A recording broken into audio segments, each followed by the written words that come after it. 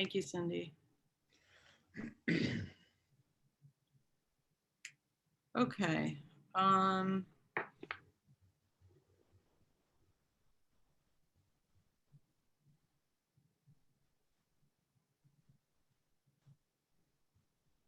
No, I don't see her yet.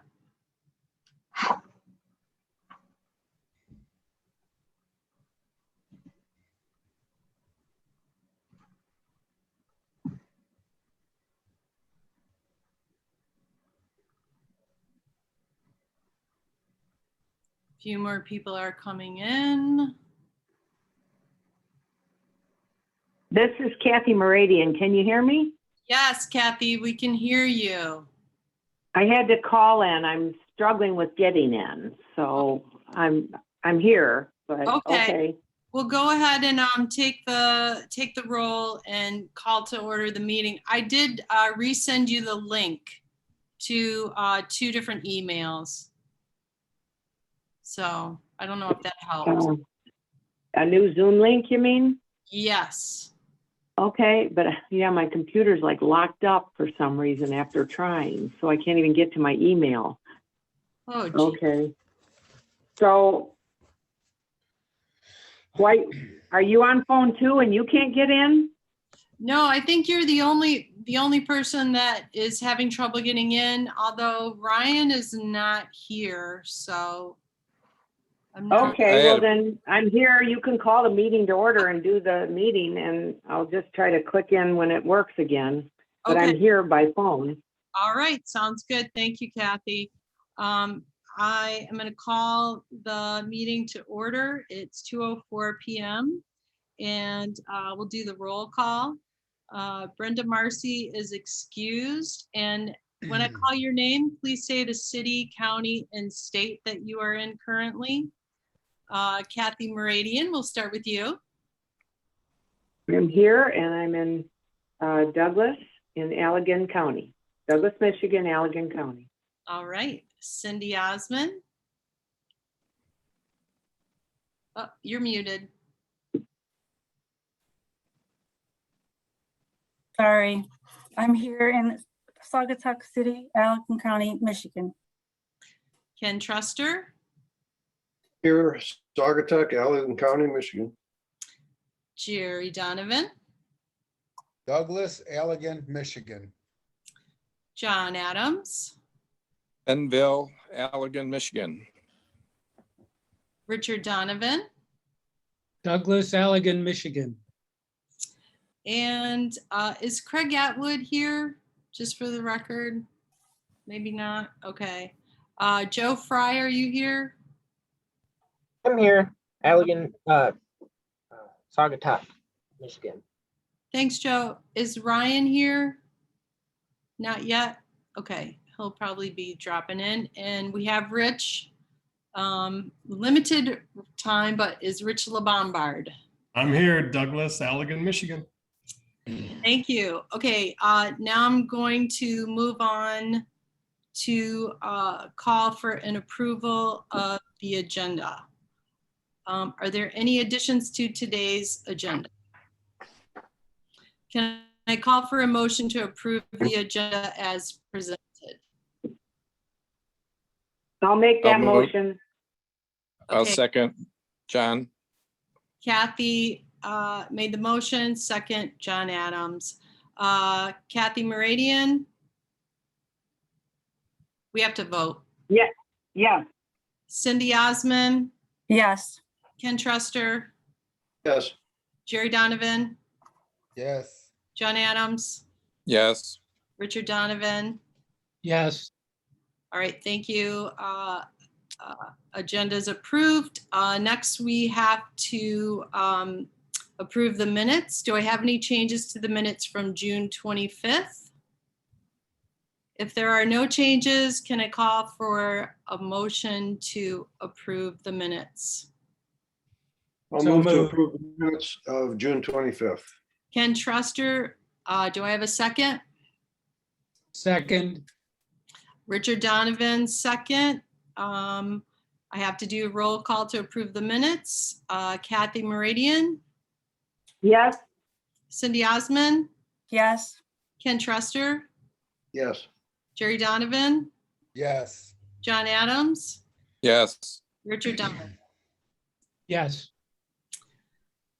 Okay, it's a lot of voting. Now we're going to move on to public comments. At this time, we welcome any member of the public to comment, and it is limited to today's agenda topics and 3 minutes or under. I see Barry Johnson has raised his hand. Barry? Hi, Welcome. thank you, Holly. I don't know, this is not a question and answer part of the meeting, but I don't know if you're voting on which one you're going to recommend to the cities, but I see a nonverbal no to that. So I just wanted to, again, as I've done over the years, reiterate my concern is the width of the emergency lane. We have a 9.5 foot fire truck that's got to run down there. And 10 foot doesn't seem wide enough to me. I've seen some of the iterations that you've got that gives you some leeway for people to pull over possibly, which look good to me, but I want to hear the explanation. And then I did see some kind of a barrier up by Maple Street that does concern me, that if it's like the ones in Douglas, people won't pull over to get off the road there. But again, I got to wait to see what you guys have to say, and thank you for your time. Okay, thank you, Barry. Is there anybody else from the public that would like to comment at this time? Okay, I don't see anybody else. I just want to take a few minutes to focus. I was just looking at the Saugatuck Douglas Area Parks Plan, which you all know, it's our 5-year document we produce regionally and use for planning among local governments and the school district. And the 2015 plan listed the #1 goal as expand the trail system for non-motorized activities throughout and beyond the area. Said this is the main collaborative goal of all governmental entities involved to provide safe networked access between communities and points of special interest such as beaches and parks. Work with other government entities and nonprofit entities like Friends of the Blue Star Trail to obtain matching funds for grants to extend non-motorized trails. And reading to you from the 2019 draft plan, it says, continue to develop this long-term plan. Non-motorized trails rank highest on the resident priority list, and visitors to the area frequently ask for maps of area trails. This is a high priority for the area with greater emphasis in the township and the city of the village of Douglas, where there are fewer sidewalks and more access to the Blue Star Highway corridor. But most importantly, here are the numbers from the Parks Plan Community Survey, ranking bike paths as the top priority. 55.21% of residents strongly support bike paths, 25% support bike paths, 13.5% are neutral, 3.13% are opposed, 3.13% are strongly opposed. So that's 80% support with 14% neutral and 6% opposition or strong opposition. So I just wanted to point that out. I know these meetings have been a lot of work and all of you are busy, but we're kind of getting in the home stretch here. And I think we should feel like we have a mandate to get to our grant deadline in September. Today, I'm gonna hand this over to Larry Fox. We are gonna review some preliminary designs just for discussion and feedback from all of you. And we'll be looking at different aspects of the entire trail. I'll turn it over to Larry.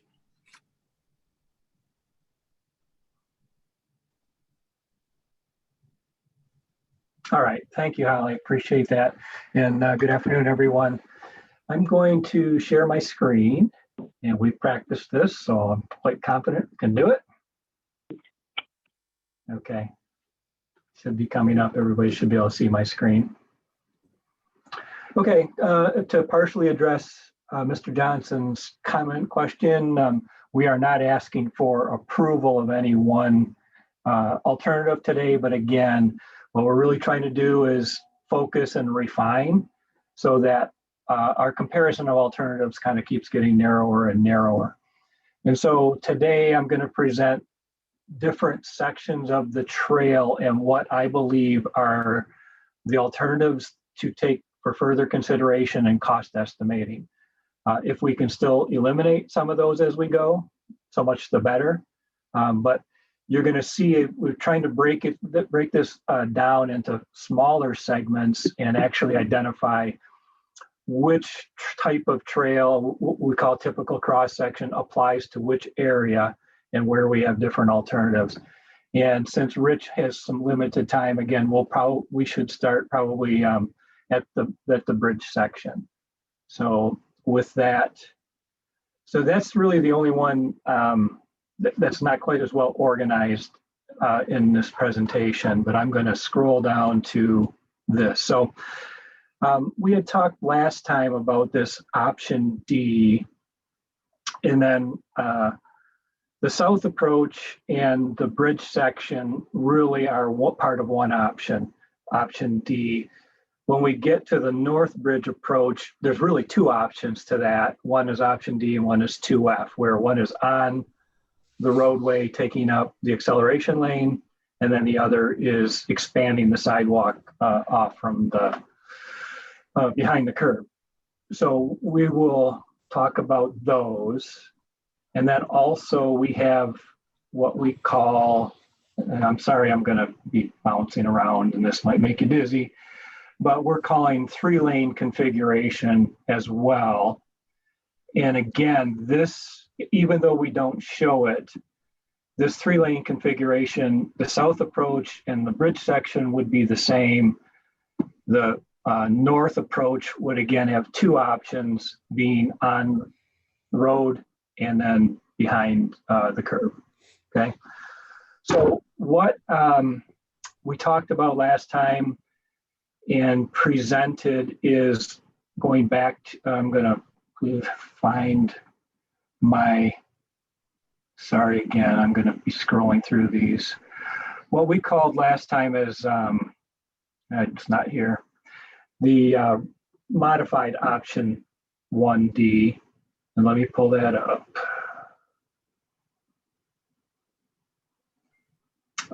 Okay, so going back to 1D, this is a 2-lane section of roadway. Got to get to the right sheet, sorry. This is a 2-lane section of roadway. Actually, the south approach would have 3 lanes for a short period of time, then reduced to 2. And going back, the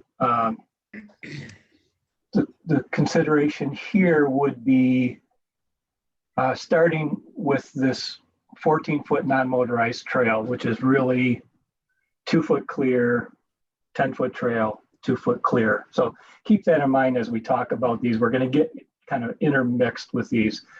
But what we talked about for option D was carrying this curb or some type of vertical barrier into the bridge. And the reason I say that is because if we're going to have a 2-lane option, what we wanted to do is make this non-motorized trail a dedicated emergency vehicle lane as well.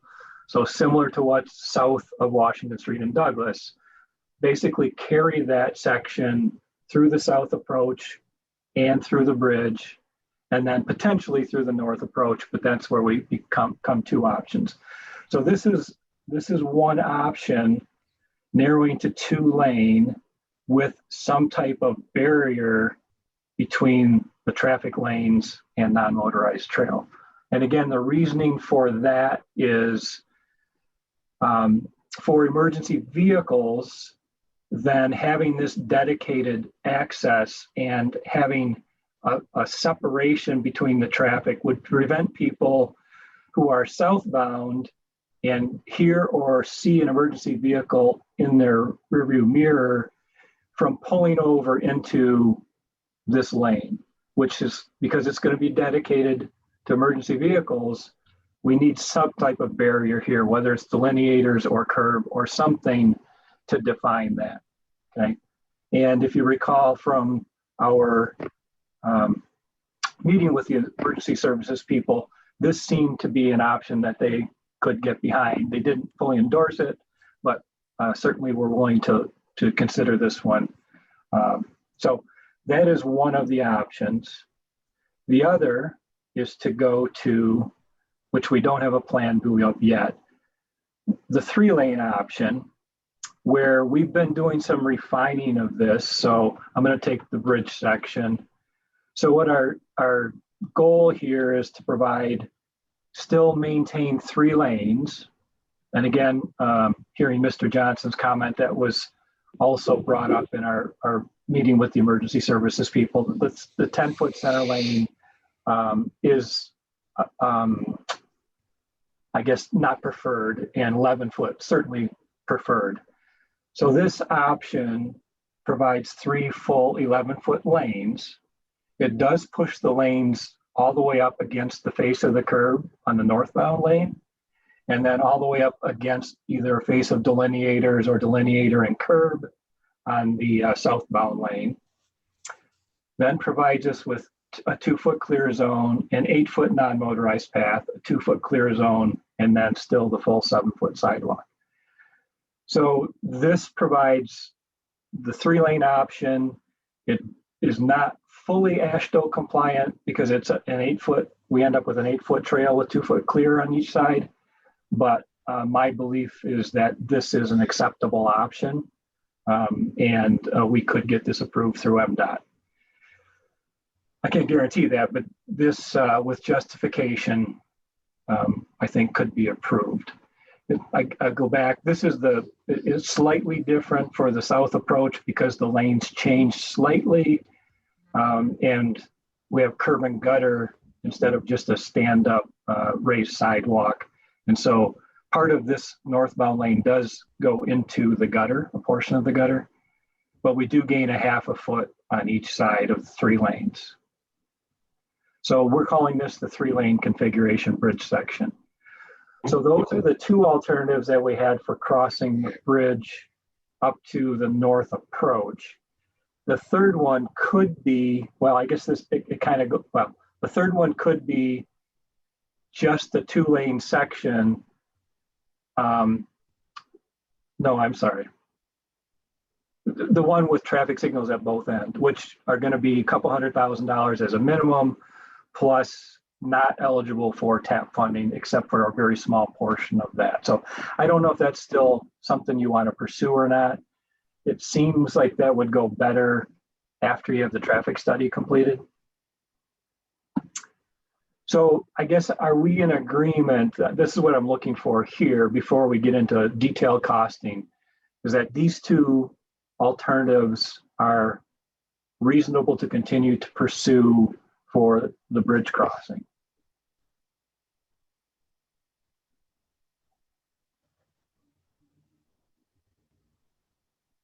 So looking for some feedback at this point. Yeah, committee, do we have any feedback on that?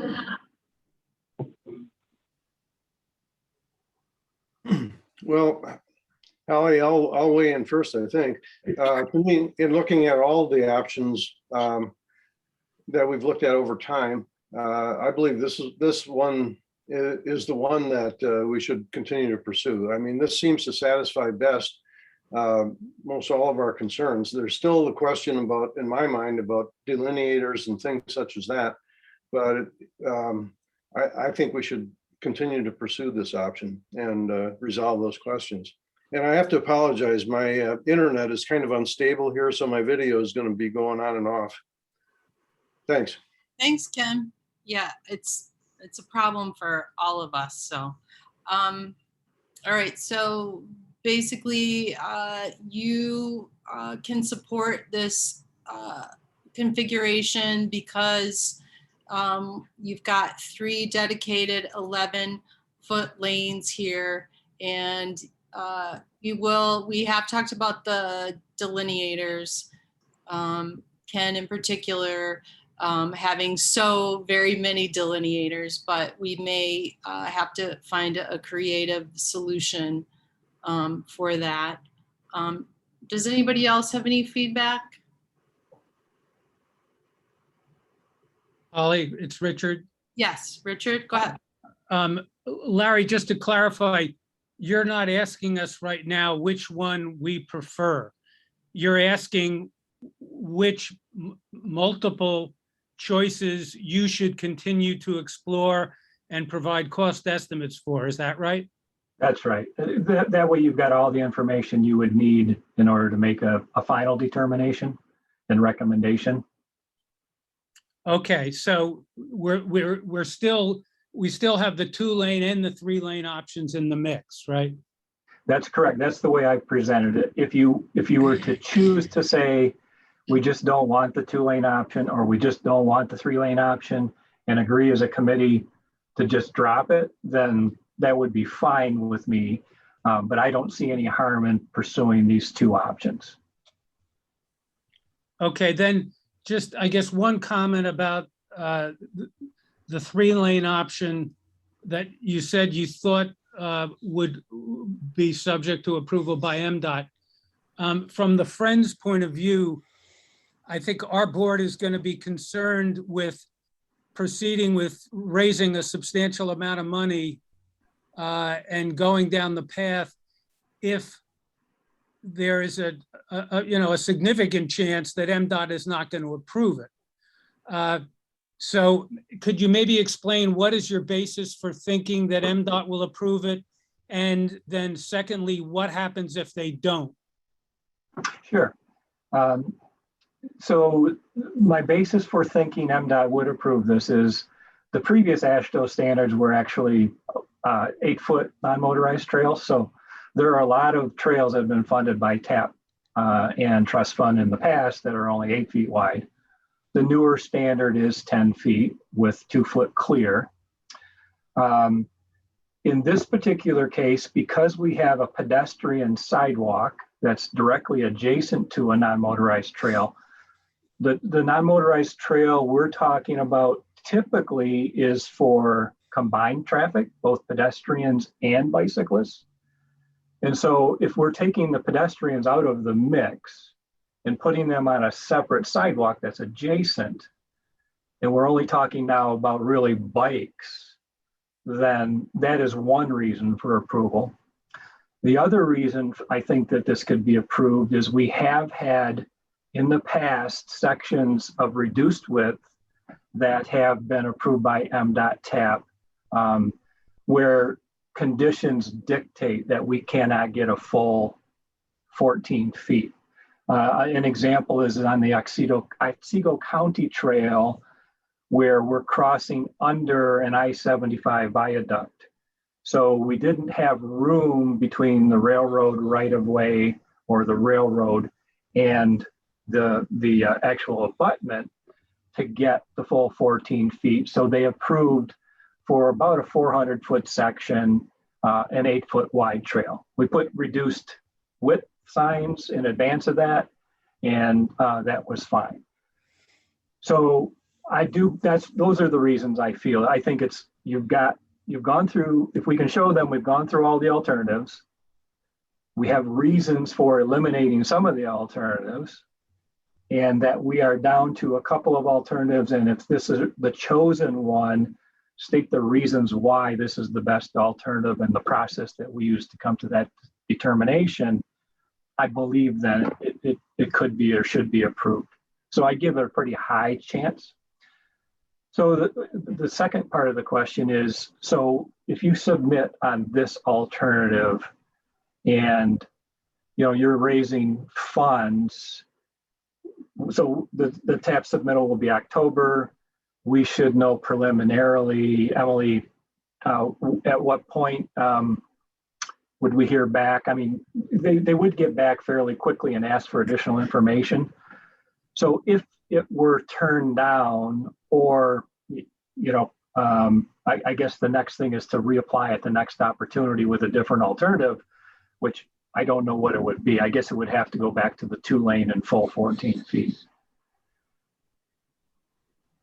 But Larry, I guess part of what I'm trying to understand is, do you then have to like withdraw one application and resubmit a whole new one? Or do you just change the design of this piece of it in midstream and, working cooperatively with, are you working cooperatively with MDOT and their engineers? And they say, well, we don't like this one, but we would be okay with that one. And then you say, all right, fine, let's switch it to that one. And the application keeps going? Or do you really have to start all over, and file another one at the next grant cutoff date? I guess my feeling is it's probably a working situation, unless it's totally, non-approvable and fully rejected. Emily, go ahead and join in, but that would be my thought, that they may give us some opportunity to make some revisions to a portion of the trail to keep the whole thing moving. You're muted, Emily. Yeah. No, I'm not. You can't hear me? Now, just slightly. Yeah, if you get closer, perhaps. Sorry, yeah, I don't know what's going on. One thing I just wanted to add is one of my concerns with MDOT was I thought they would ask, why aren't we expanding the sidewalk? And I think, Larry, your structural engineers looked into that and we found it wasn't possible to do it. So I think that's the key piece, Richard. If there was another alternative, they would say they don't care if it costs a lot of money. I think they would have required you to expand the sidewalk. But if structurally the bridge can't handle that, then that is a good reason why we're pursuing these other options. Okay, thank you. Yeah. Okay, so what I've heard from so far is Ken is fully supporting the 3-lane configuration, but Richard is open to continuing, at least vetting these two alternatives moving forward, which is fine. Again, I don't. Kathy. Yeah, go ahead, Kathy. Sorry. No, I'm just going to reiterate, I think we need to pursue both as long as it's not a hardship, and it doesn't sound like it is, to keep both on the table. Just in case the tweaking at the MDOT doesn't work, we'd have the backup option. It just seems smart to do it at one time. Okay. That's just my opinion. John, did you have your hand up? I think I agree with keeping a backup option. I like that idea. I did have a couple of questions. I think some of the feedback we got about the separation in the 3-lane, that maybe the delineators were not going to be adequate. Is that something that you've gotten any new feedback on? And what are the implications for snow removal from that? Is that a practical option? Both excellent questions. One is, we do know that we need some type of vertical separation, right? You've all heard that term, some type of vertical separation. And basically, we'll not get any more direction from MDOT on that. It's up to us to choose what we believe is safe and then propose it. So my belief is delineators in this situation would be probably acceptable without a curb. But some type of vertical separation is going to be required to make this work. I don't believe just pavement marking for a 3-foot area will be sufficient. What I think we propose is something then that MDOT, if they don't think it's sufficient, could come back and ask for additional. This is kind of more the situation that Richard was talking about, where it's not you're rejecting the application, it's, all right, we're refining this. We've submitted what we believe is reasonable, and if they have concerns, then come back to us with that. And then the other part of the question is for snow removal, yes, it's going to be an issue regardless of which option you choose, whether there's a curb there or delineators. And it's something that, so the 3 lanes may have to be plowed independently from the pathway. And that's a DPW type question that we need to ask both Douglas and Saugatuck to be prepared for, but it will create some problems for sure. But it's solvable with the right equipment, or it's something that other people have worked with? Yes. Yeah. Thank you. All right. And then I should have started off with this too. So our role here at this point is to do schematic design, vet alternatives, prepare cost opinions, and then drawings sufficient for an application, which are schematic in nature. So some of this type of detailed design information would actually, like vetting of what the delineator look like, or those things are really probably going to be more in the actual design phase of the project. So we want to make decisions that are general, that can be applied and enough to submit for the application, but we aren't into detailed design at this point. So just kind of keep that in mind. I'm going to show you what we believe would be a reasonable set of drawings to submit, because the drawings that you had done previously by F&V are great, and they're a huge amount of detail, but those are almost design level drawings. And I'm sure you paid for that as well, but we aren't in that type of phase or, you know, fee schedule at this point. So everybody good with that? All right, let's move on to the next. So then the next decision is, we have two options and we're continuing. And what do we do about the North Bridge approach? I have heard previously from Ken and perhaps others that taking up that acceleration lane without having a traffic signal is not going to be acceptable. So does that then mean our option for the north approach is only to go behind the curb? Or do we continue to consider an on-road trail from the north approach to Lake Street that would take up that acceleration lane? And if you're not prepared to make that decision today, then again, we'll continue showing that as an option, but we are getting down to the point pretty soon where we'll need to make that determination. So both of the two options can be carried through either as on-road or behind the curb up to Lake Street.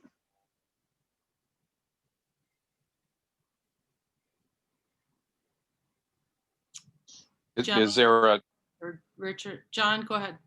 I'm just going to ask, you know, from a signal engineering standpoint, I mean, not necessarily the local view, but the engineering view, is there an important role for the acceleration lane under either of these designs, or?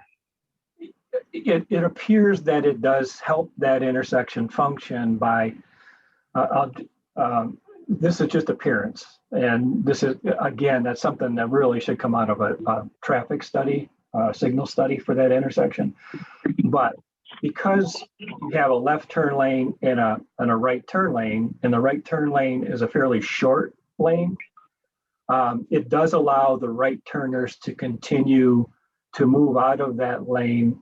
And so the stacking for the left turn is less than it could be if they had left and right turns out of the same lane, if you know what I mean. So Yes. if they didn't have the acceleration lane allows that right turn movement to go quicker, to move it, as long as people recognize what it is and take use of it, because I'm sure a lot of people don't, and they wait for traffic to clear. So, but you know, the locals would know this and people would catch on. But so I can see the concern about taking away the acceleration lane. It potentially could back up traffic further on Lake Street and make it tougher to make a left turn lane or right turn.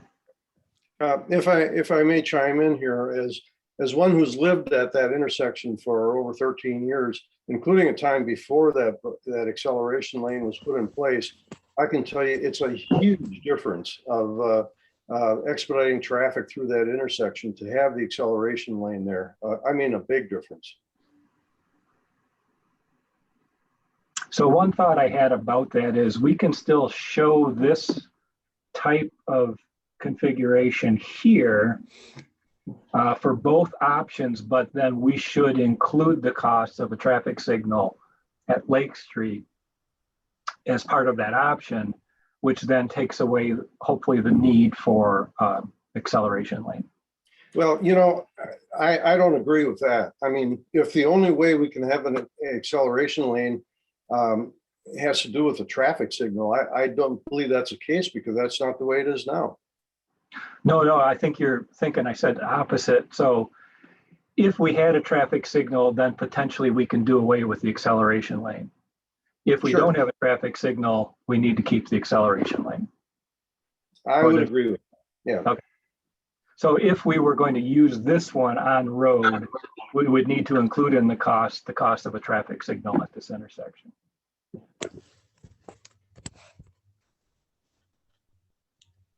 What's the 2-lane option? This is either one of the two or 3-lane options that take up the acceleration lane. So there's 2 options and then 2 options on top of that. So if I'm being clear, so either this option or the 2-lane option both have taking up the acceleration lane as one option and going behind the curb as the other option. Larry, do you see, I realize you haven't done a specific cost study, but just your sense of it, would there be much difference in the cost between those two?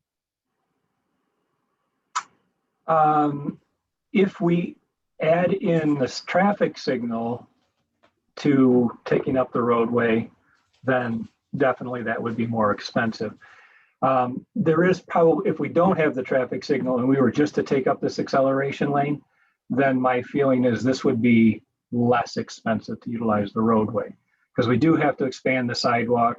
We're probably going to lose some of those mature trees and, have to go closer to the roadway or, use sheet pile or retaining wall on the backside. So this behind the sidewalk would be more expensive if you don't include a traffic signal in there. All right. I guess is one of the issues here how many options we want to present during any public hearing? Yes, but I think we have to show that we have thoroughly vetted enough options to know that we're on the right track. So when we do go to the public information meetings and we are proposing a single set of options for the full route, we can show what we did for reviewing the other options, if that makes sense. So I don't want to just simply discard options. If there's validity to continue and cost estimate, then let's do it. Emily, did you want to say something? Yes, thank you. I guess my concern is, if I might be confused, but this is the area between Lake Street and the bridge, correct? That's right. Yep. I'm concerned that MDOT, since you can have a AASHTO standard trail, that proposing something non-AASHTO in that section would not be acceptable.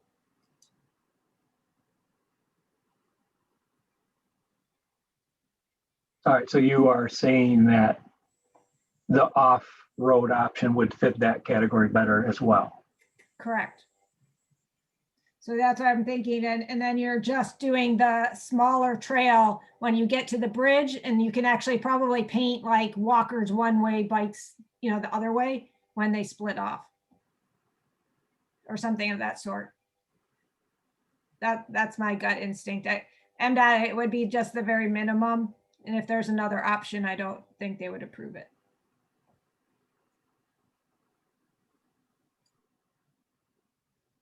That's fair. Okay. I guess are we? I don't know. Do we eliminate this then for the north approach? Any on-road option?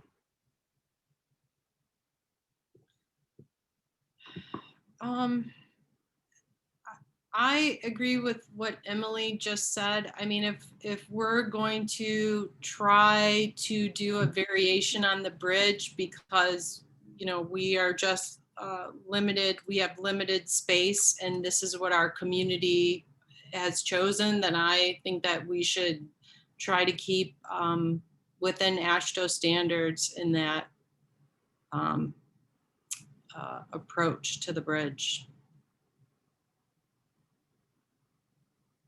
Okay. Anybody object to that? Because basically what we'll do is eliminate this portion of the option for either. So we'll still have two different options. One's still the 2-lane, one is still the 3-lane, but both of those, once we get to north of the bridge before Lake Street, we will be taking the route off road behind the curve.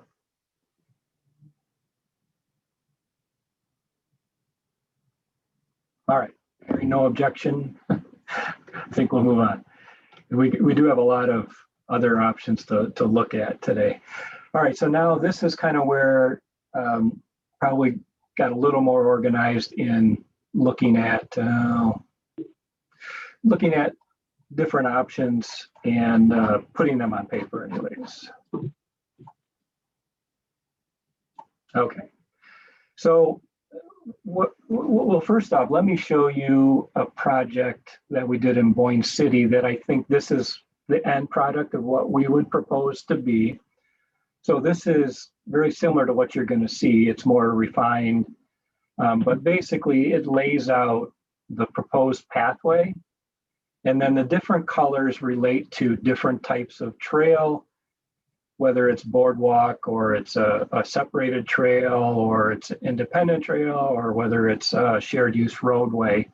And then, so we have these various overall, and then we break that down into segments and show the typical cross sections right within that segment that apply. Because what I've given you today is I've given you some plan views and then you have to jump around and try and find the right typical cross section, which I know is hard and a bit confusing. So this is what I believe would be a reasonable end product to submit to MDOT and trust fund for the grant application, along with detailed cost opinions for each segment and photographs of each segment. So this is what I envision as being the end product here. So is everybody okay with that? Again, we're not going to be doing the F&V full detailed design drawings as part of this. Okay. I can follow that. I mean, that looks good to me. And I have trouble following the drawings that we're looking at today, jumping around. So that, yes. that looks adequate to me. As a layperson, I don't know how anybody else feels, but.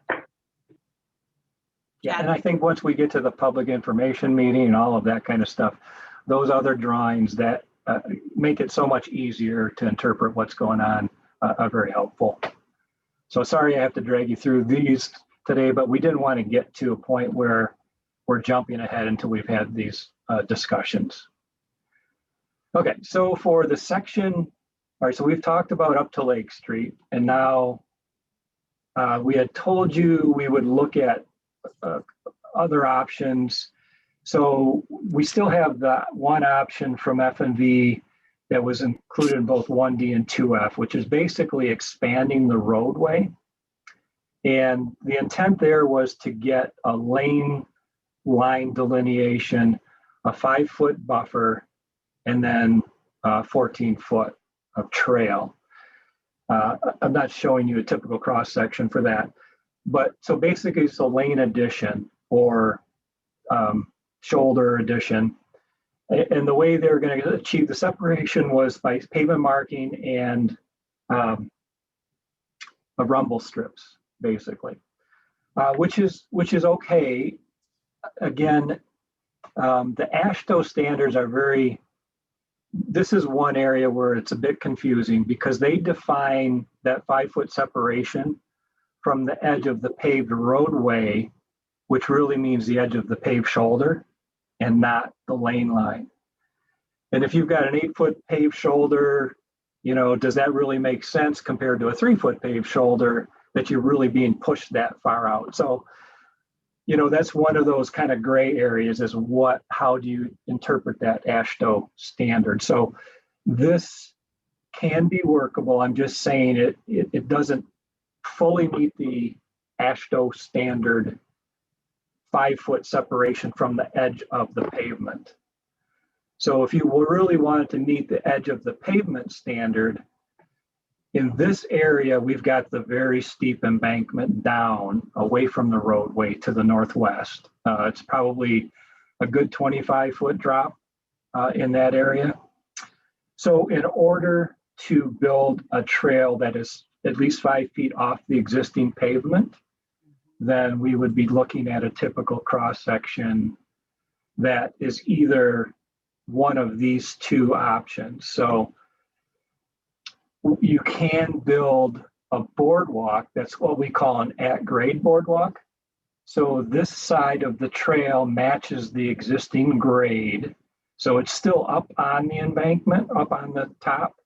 And then somewhere in here is this where this embankment falls off. And I've measured this between 6 and 13 feet in this area from the edge of the current paved shoulder.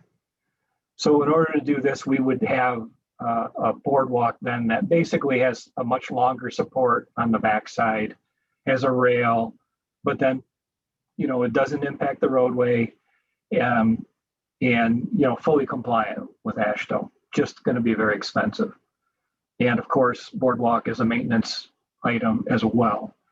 The other option it's really kind of the same option, but we would cost it, is basically build that same thing, but do it at grade with asphalt and have probably sheet pile retaining wall on the backside. And so what I want to do basically is consider both of these options and cost them to see which is the most cost effective. So really, it's one option we want to come out of this with, but it's got to include the costs as well as looking at future maintenance costs, because we know boardwalks are a maintenance issue. So those are the two options I have for that section of roadway. Everybody good with those? Cindy? You're muted. Go I'm ahead. just curious what that would do to the pallet sign. Yeah, so you're talking about right here, the welcome to Saugatuck sign? Yeah, we've got to work around that or work through that. So during our walkthrough, we actually even talked about potentially going between the sign supports with the trail. We do have the guardrail in this area that has to be dealt with. So, none of these are very easy for this short section. Thank you. Richard? So Larry, just to understand, what F&V had previously proposed, we did not understand would involve either of the adjustments that you're talking about with a boardwalk or a retaining wall. Am I right? Yeah, well, the F&V option is this magenta one, which included lane widening or pavement widening. The new option, I think it actually, F&V may have had that as one of their alternatives, but maybe it didn't make it very far. But this would be a different option to evaluate for this section.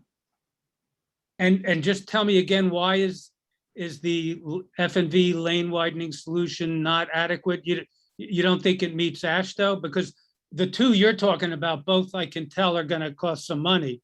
Yes, absolutely. Yeah. Yes, the reason is it's a gray area for the F&V option. And the other thing I'll show you is their drawings, again, at this level are very detailed, but this roadway right here, this paved shoulder, this has what we call an asphalt curb or a tipped up curb here that handles the drainage from the northeast down to the southwest. And then there's a couple of outlets for it to get over and down. We would have to somehow accommodate and move that, or, so it's not just a simple widening So, there's some detail that goes into that one as well. It's going to be some cost, but I agree. If you're just looking at cost, this one is going to be kind of we could reject it out of hand. But again, because that's a bit of a gray area as to whether you can make your 5-foot separation from a lane line and then just add rumble strips and pavement marking to delineate it, I think that could be acceptable, but it's a gray area. And what about safety from the viewpoint of the trail users? Well, for my opinion, it's always safer to get, the further away you can get from the traffic, the better. I think I think a 5-foot striped and rumble strip is okay. I have one down the road from me that we actually designed because we didn't have right of way, but the enjoyment factor or experience to me is lessened because you're so much closer to traffic and people are moving fairly quickly and you've got the noise. So always my preference is to be the further away from the traffic, the better. It's not clear cut and all these things kind of blend together because you've got to pick something that will work for everyone, but just looking at options. John?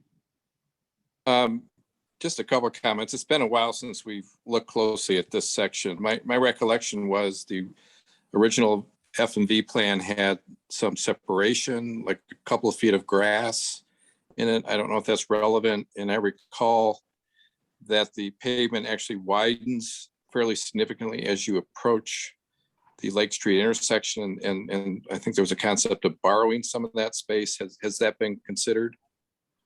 Well, the F&V option basically is one of the considerations. So we're not discarding that. I'm just trying to find that. those two issues. Yeah. And again, I'm not an engineer, but yeah.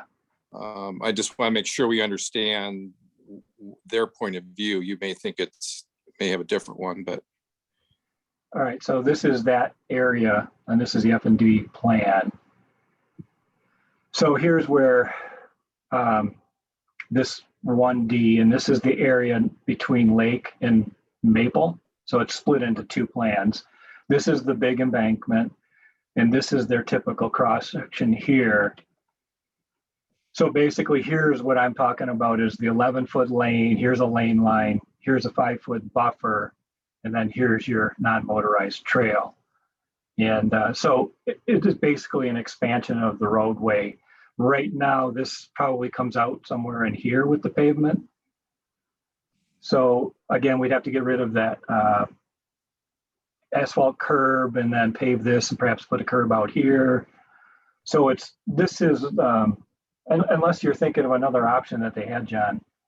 No, okay.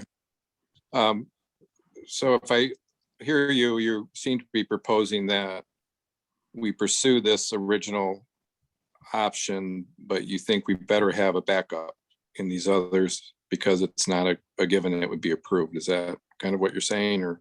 Yes. And it would be the least costly of the two new proposals you put out here. Yes. I think you summarized it well.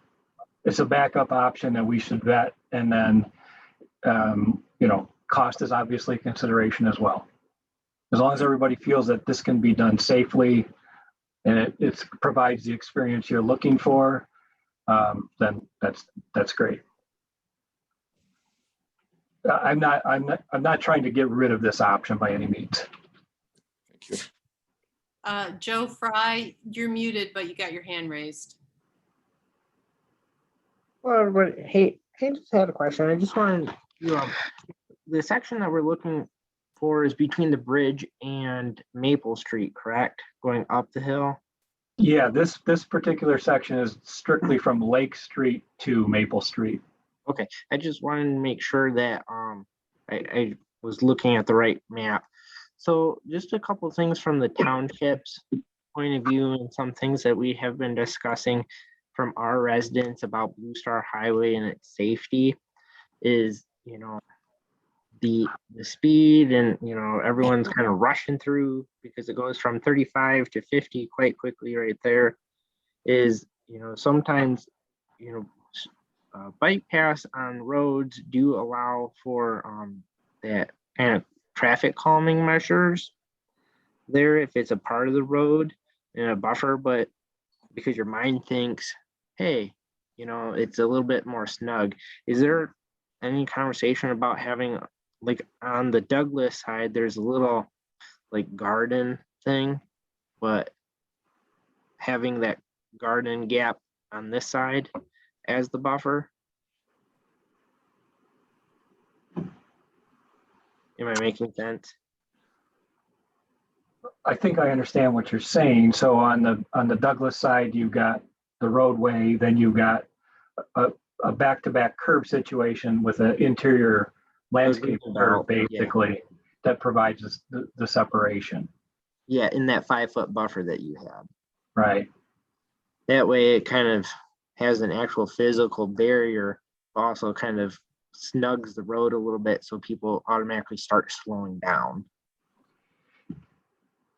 In this particular application, I'll go back again. I'm sorry, I have to jump around. If so, I have to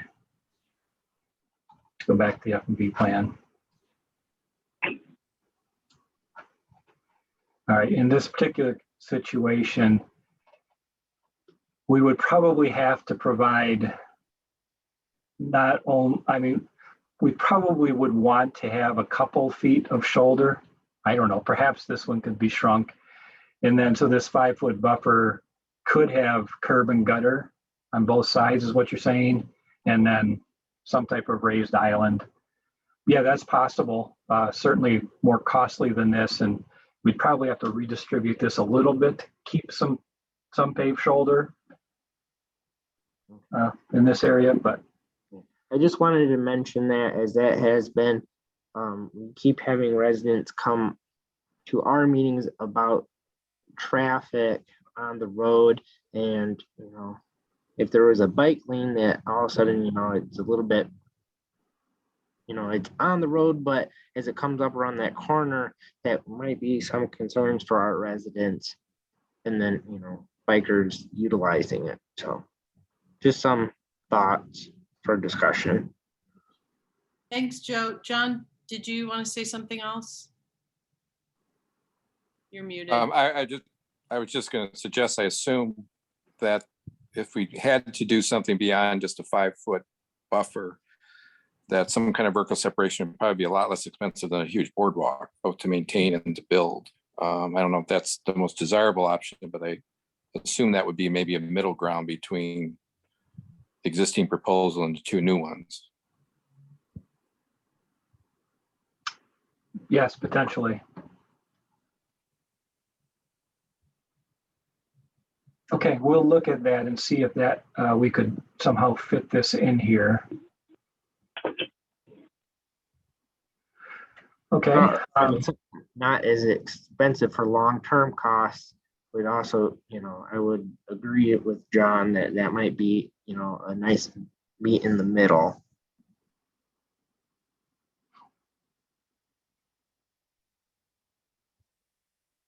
All right, if everybody's okay, I'd like to move on to the next section. Again, I've got to find myself here. Where am I?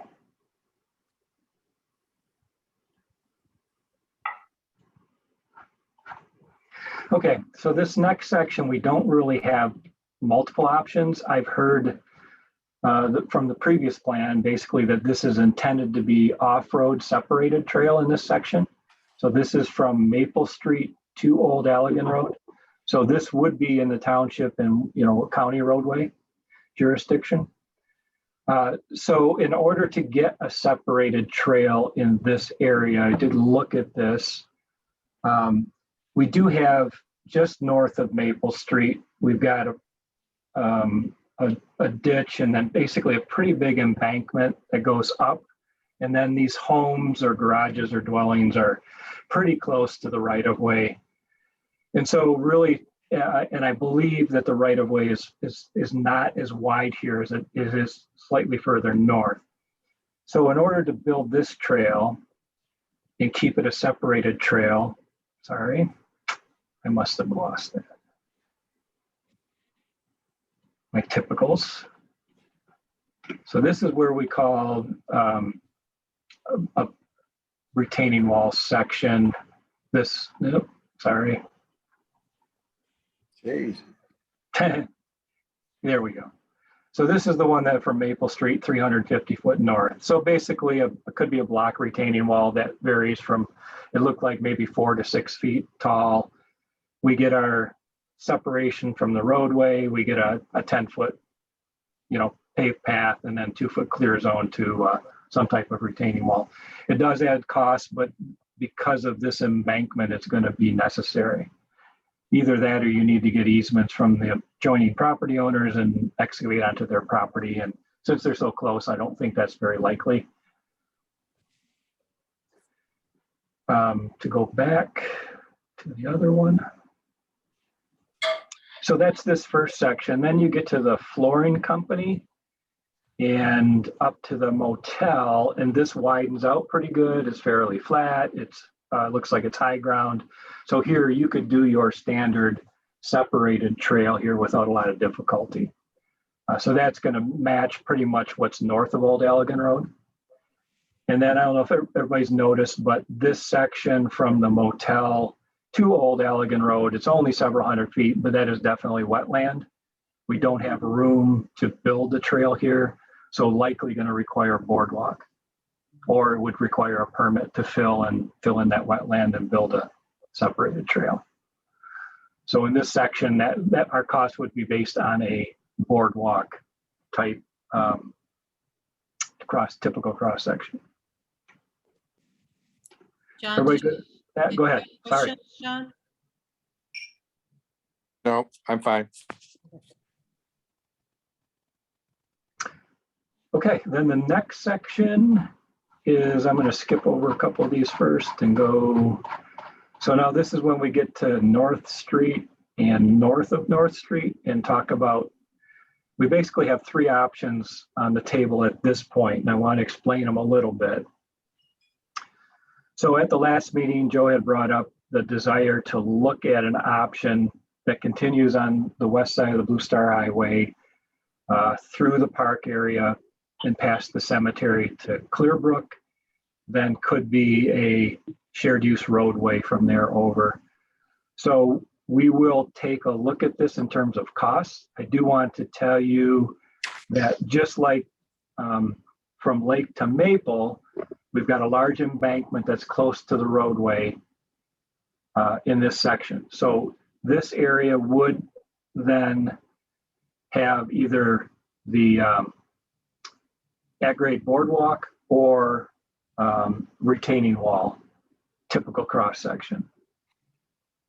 Then once we get to the cemetery, we've got a bit of an issue with a ditch and a steep upslope. So it kind of switches the grade, and we probably would require a short retaining wall on the east or the west side of the trail, but the east side of the ditch to keep the ditch continuous and flowing.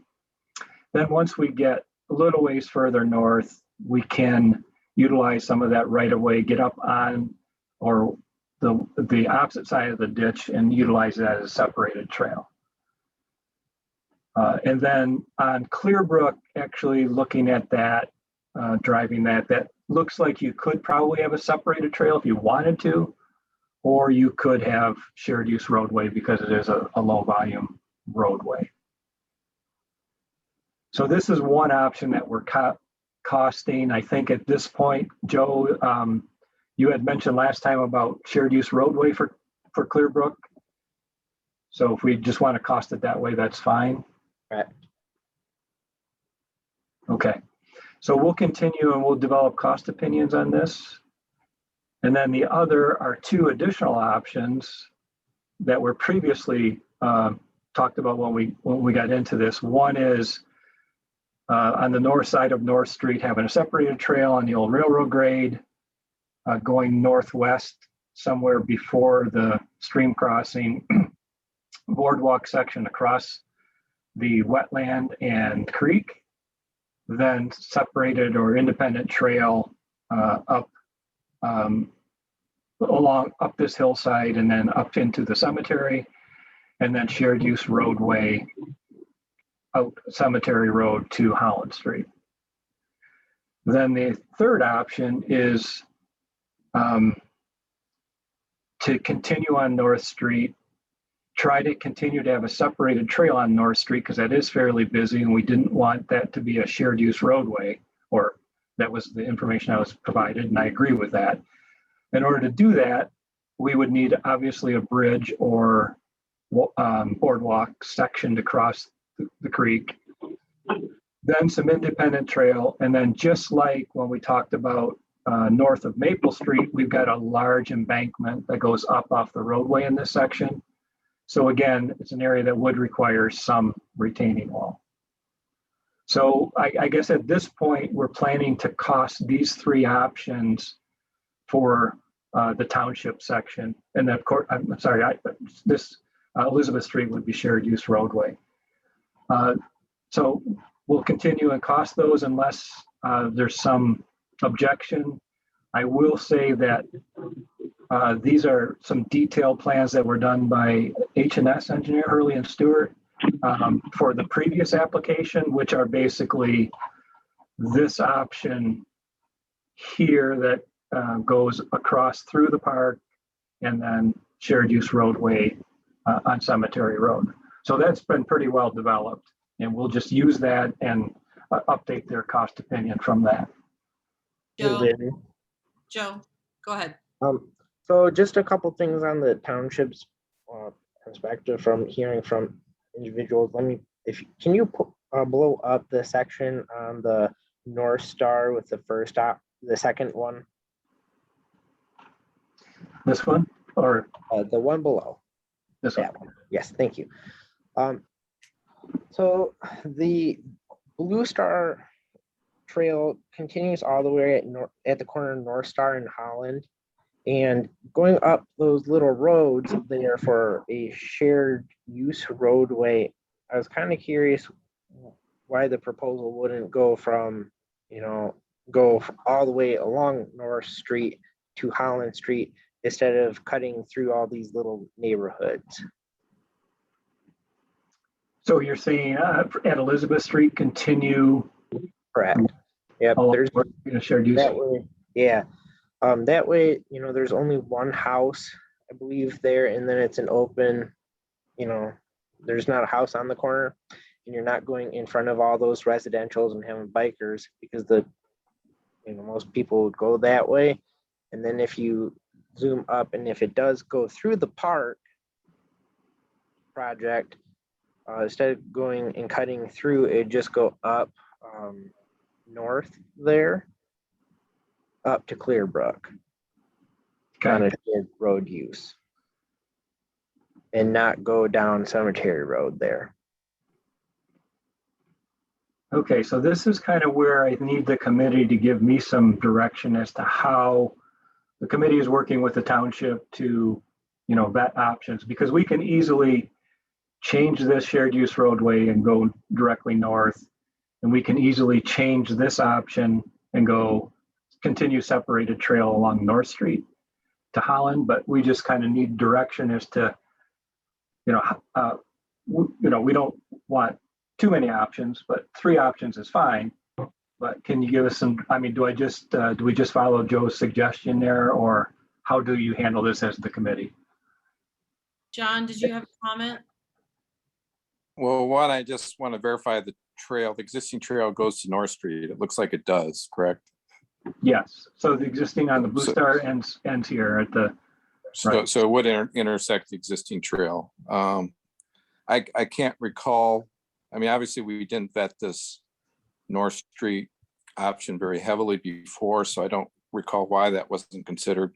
And the highlight of the other one was trying to develop the park, so that was a major advantage of the other one. But so I guess I don't know why this wasn't considered before, but.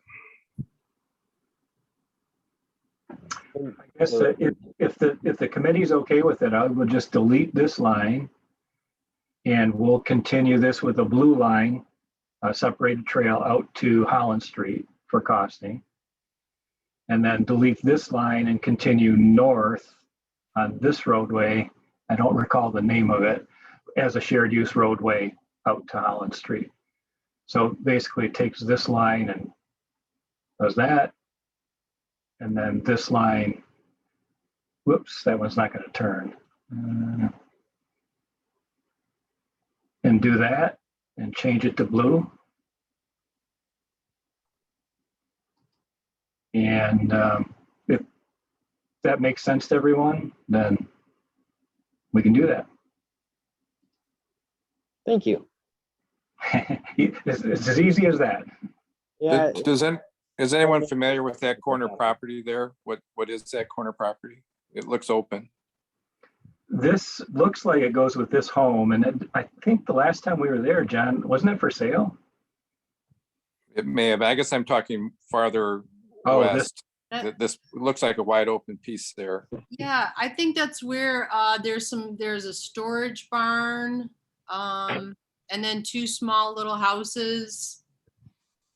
There's really nothing on that corner right now. Okay. Larry, from a engineering standpoint and a trail aesthetic standpoint, do you see much difference in those two routes? You know, changing it the way Joe suggested or leaving it the way you had it?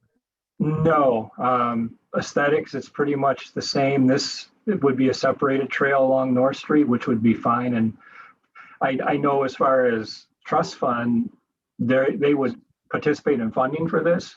They would not participate in funding for a shared use roadway, which there isn't much cost to it. But so they would probably prefer trust fund to see, continuation of a trail like that. This one makes no difference really aesthetically. I think there's probably fewer homes on this North Road section than along here. So I don't believe there is any homes on the cemetery, the north section there. yeah. That's why I mentioned it. I'm like, then that way we're not going in front of people's houses. I had a question for Joe and actually for the whole committee. Was there ever consideration of using the cemetery if it's a public cemetery, and utilize the cemetery roads for the bike trail? I can answer that one. We ran that by MDOT and they had no interest in funding anything through the cemetery itself. That was just something they would not be willing to do. Okay. Yeah, again, I've forgotten the reasons exactly, but it was considered. MDOT was the reason to reject it. They just didn't feel comfortable going through a cemetery. Okay. There is a trail I know in Alpena that goes right through a public cemetery, and it's a nice shared use. So. Yeah, I mean, we could revisit it, but that was the feedback we got at the time. Yeah. Okay. Anybody else have any comments? I just have a quick question. Is the road that we're talking about, the dotted green line that goes straight north, does that connect with Holland, like at the gym up there? I can't recall the name of the road. It connects at Holland and Clearbrook. Okay, all right, thank you. Yep, if you look at the top map, that 66th Street, that's the connected road where the green dot is on the other map. It's just a more pulled out map. So it's right here. Yep. Thank you. Yep. And if as Larry was mentioning for, NDOT, they look at more of the connection of, and don't look more favorably on shared use roads, there could be an actual off the road section there on the cemetery property, as it is flatter in that section.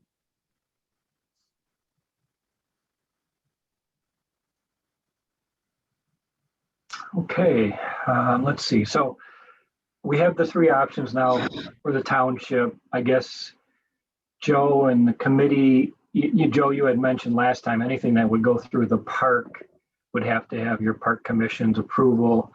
So how, we'll put these cost opinions together and refine these a little bit further. So then how do we make that decision for that section? Can we revisit the idea of the Saugatuck Township Park Commission? Joe, what was your comment about that? Because I have spoken to them, so. So I don't see them as being opposed to it. It just has to go to them. Similar, like, everything would have to go to boards, any board in particular. The township just has two of them regarding this little section. Okay, because I spoke with your park commission and a member of your park commission, and I was told that the Amalancher route was actually their choice, their preferred choice. And they call the bike trail their most used linear park or a recreational asset. So they are, it's my understanding they're in favor of it. I'm not saying that the park commission is not in favor, but they did make it very clear to me that before anything goes through, that they would like to review it and approve it first. Okay. So yes, they are in favor of everything with the trails and stuff. It's just they want to review it and give their elected consent to the project because they are an elected body and not an appointed. So that's just the little differences between our uniqueness here. So they did ask that at the last park commission, and I'm just trying to, follow through with their wishes. Okay, thank you. Yep. Anybody else? John or Emily, did you have a comment? I was just going to ask, lots of times more detail is helpful. Sometimes there's also obvious input to help guide us, before we take this next step. There's some pretty big investment in boardwalks and things like that from some of these routes we're considering. Should we consider that difference in costs from a high level now as we make this decision, or do we really going to gain something from doing detail analysis? I'm just looking at, there's some pretty significant boardwalks, retaining walls along Blue Star Highway. I'm assuming that's going to be a very high cost option. I don't know, Larry, if you can, ballpark that, or is there's any high level input that would help us evaluate whether we should continue with all of these at this point? That's a very good point, and I'll leave it to you to make that determination. But I will say that this north option, the newest one, is likely to be the most expensive. You can see the amount of boardwalk or retaining wall here required is quite a bit more than the other options. So this option is not as clear to me. We've got boardwalk through wetland and a bridge crossing this way, but then shared use roadway is pretty cheap. This separated trail is not that expensive. If we go this way, we do still require some retaining wall and a boardwalk or bridge crossing. But to me, clearly, this one is going to be quite a bit more expensive. Joe, So when does the Parks Commission meet? Once their meetings? Well, we traditionally meet once a month, but right now they can't make quorum.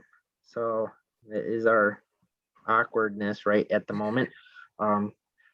Yeah, they have to have 4 members out of 5 in order to make quorum. So one of our members is gone and one is sick. So we are planning to hopefully have one in August and September, around that time frame.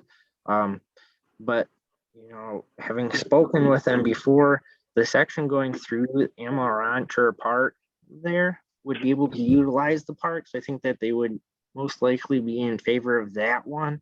But there was just some comments about making sure that the neighbors in there aren't bikes aren't going through their little neighborhood.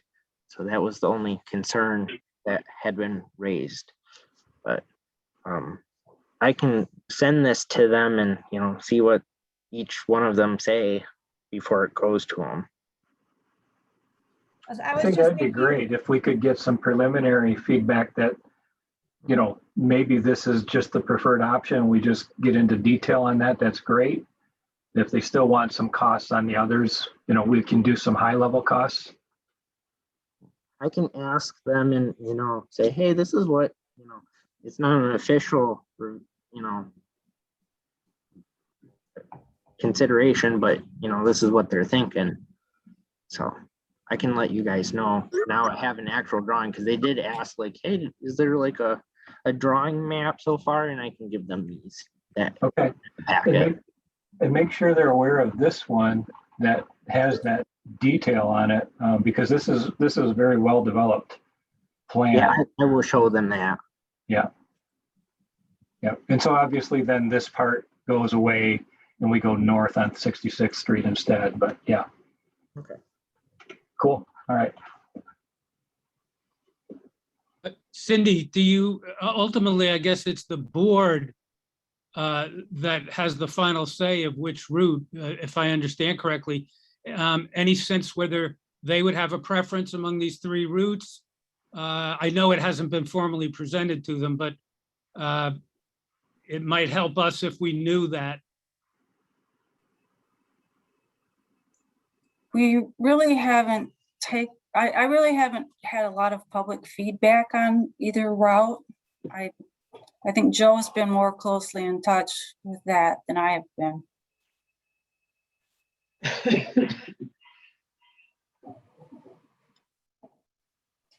Okay, John, did you have any comments?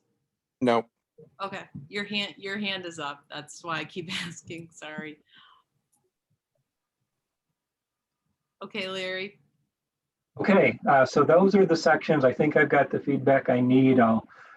Hopefully, Joe, you can kind of get some preliminary feedback fairly quickly if we can reduce these options.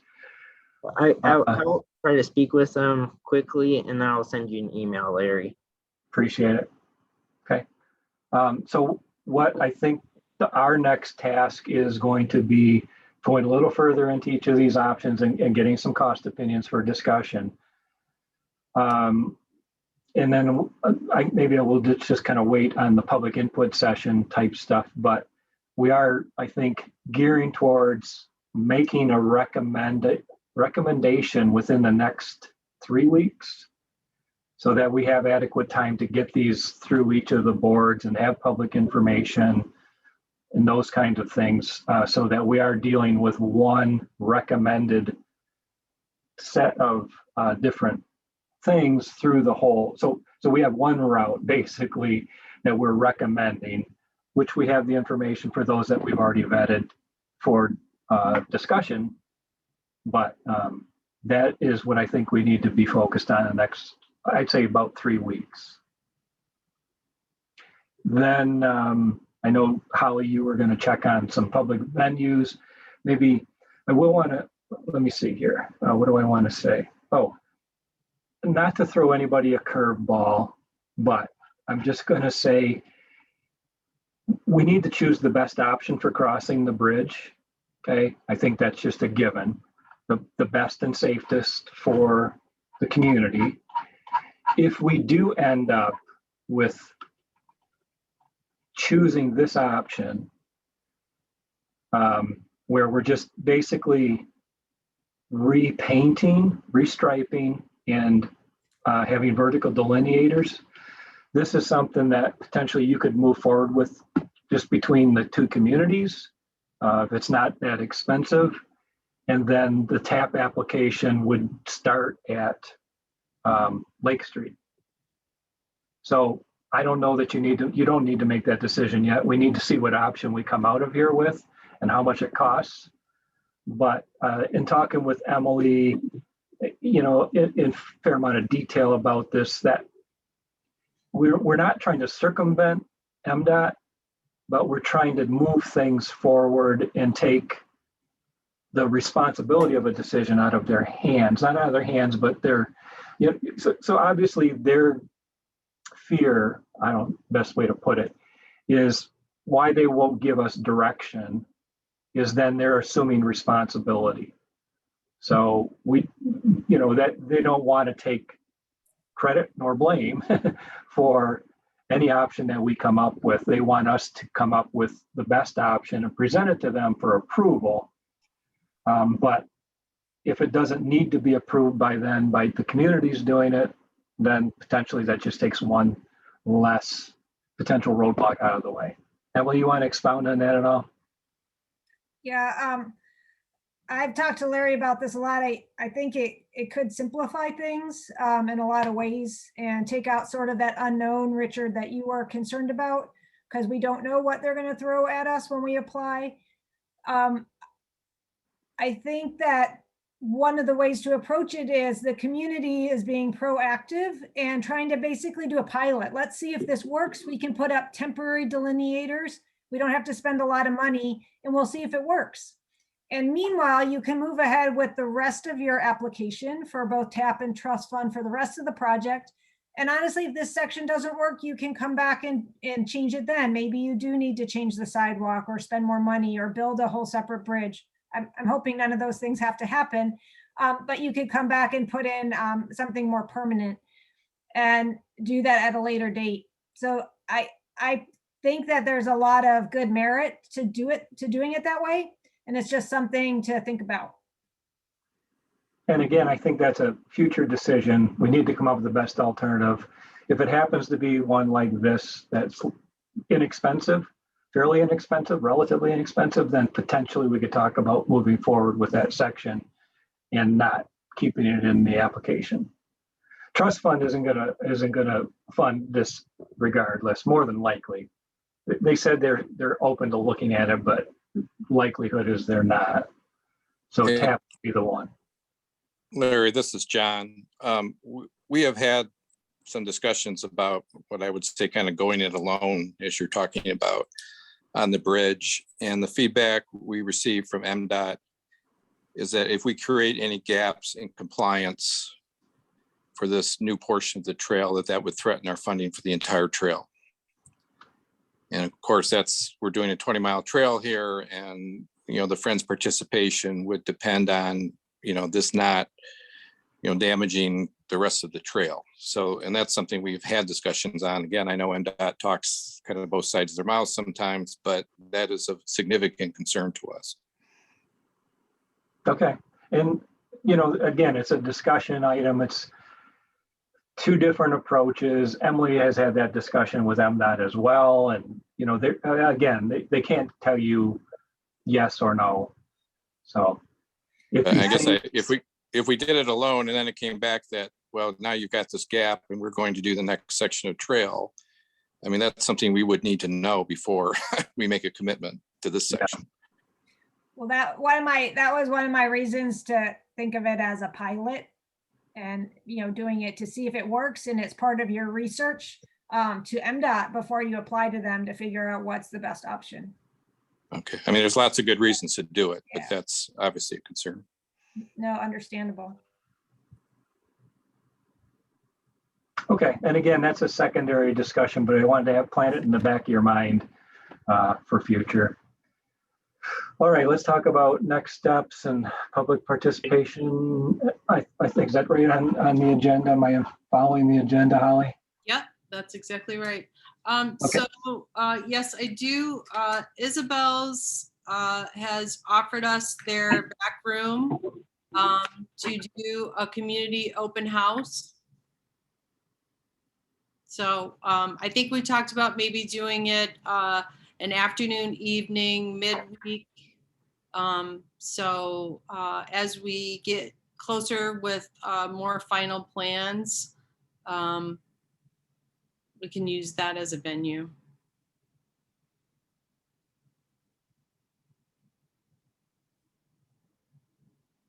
Okay, that sounds great. What is the Larry, current thinking of the timing of that? I think it needs to be like second or third week in August. Emily, does that sound about right? That's what I was just about to say. I was working backwards from the grant, and I think mid-August would be good. You could then, leave some more time for the public to comment, maybe through the beginning, through Labor Day, and then plan to have, because we'll have to go to each of the governments as well, and then, in September, October. So. Okay, anybody else have anything to add?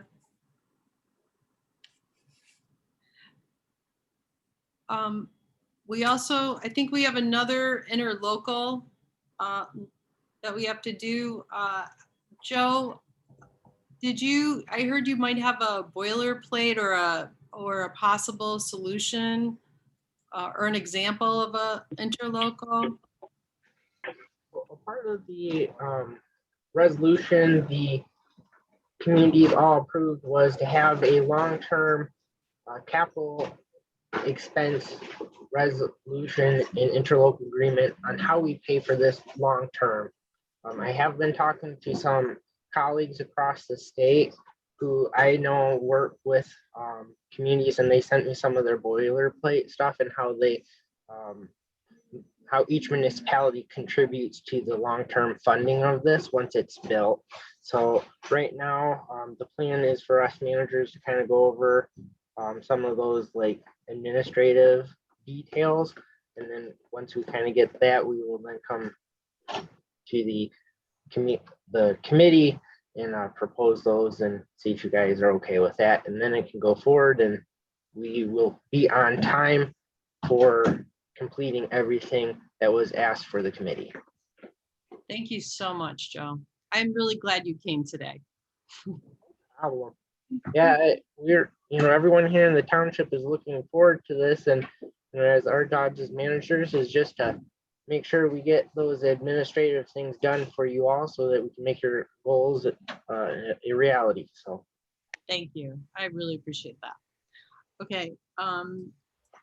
Anything else that we need to discuss? We've covered a lot of ground. This was very interesting to go over the route like this. We really have not done that.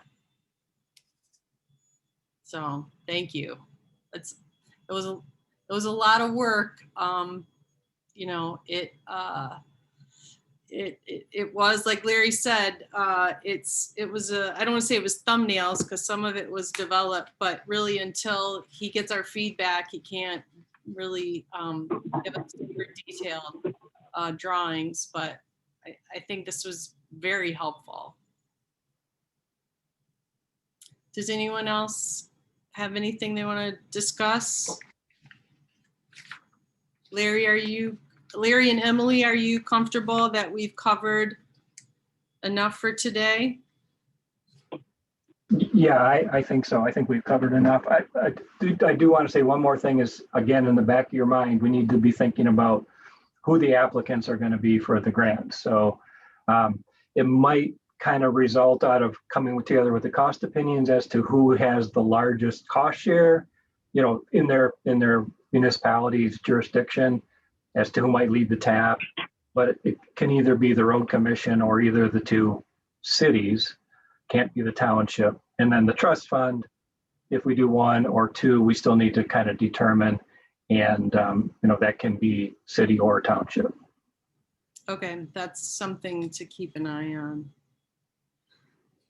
Okay, so I'm going to move on now to general public comments. So any member of the public who would like to weigh in on the trail, anything about the trail at this time, I would just ask that you limit your comment to 3 minutes. I see John Sorino. Your hand is up. Yes, thank you. Can you hear me? Yes. Okay. I want to point out on your north to Holland map that you were looking at, I just recently purchased the open property that's on the northeast corner of North and Elizabeth. And I am a little bit aware of the triangular shaped property you were asking about as well. But a question just to consider, because when you get out to Holland, the path on Holland is actually on the west side. And I don't know if any consideration has been taken into which of all those options of streets that you come out to Holland is a safer crossing. And I'd just like to ask the committee to consider that. The other comment I had to make had to do with Elizabeth Street, which if you're taking that off the options is probably a good thing. I was going to just point out that the drop in elevation off of Elizabeth going to north is fairly severe, and it would be a blind spot for drivers coming down north as bikers came off of Elizabeth. So I'm more encouraged by your alternate options that you presented. So Great. I think I have some other questions that I'll bring directly to Joe Fry, but I appreciate all the information you shared today. Thank you. Thanks so much for joining us, John. Okay, I see Barry. Did you have a comment for us, Barry? Yeah, thank you, Holly. Just made a few notes. I'm glad to see the shared emergency lane, making the bike path and the emergency lane shared on the bridge, because we've already experienced, documented in 2019, a problem when the sheriff was trying to get out to an emergency at the beach on a busy weekend, and he had to go into the bike lane. And that was not even a fire truck, experienced a mother and child, and she held up the whole show. I was glad to hear John Adams bring up the snow removal. I heard some referenced about maybe having special snow removal equipment, which would be a budgeting challenge and a burden for Saugatuck and Douglas. And my last note, considering a lot of the township roads are in the maintained by the county, when do you bring them in on the planning process? Those are my comments. Thank you. Thank you. The county actually has been at most of our meetings, Barry. I think our snowplow also, I just got a message that our pickup truck plows measure 8 to 9 feet also. So that is something that we're going to have to continue to look at. So thank you. Does anyone else, any other member of the public want to comment at this time? I don't see anybody's hands raised. Do any committee members have any closing comments? All right, I'm gonna let everybody get into the rest of their Friday. So if there is nothing else, can I have a motion to adjourn? I'll move. It's John. And I'll second. That's John made the motion, seconded by Ken Truster, and I'll take a roll call to adjourn. Kathy Meridian, Yes. Yeah. Cindy Osmond, Yes. Ken Truster, Yes. Jerry Donovan, I don't think is still with us. I think he had to do a rental turnover. John Adams Yes. and Richard Donovan. Yes. Okay, we are adjourned. This was a very successful meeting. I think we got a lot done. So thank you all for your time and attention today.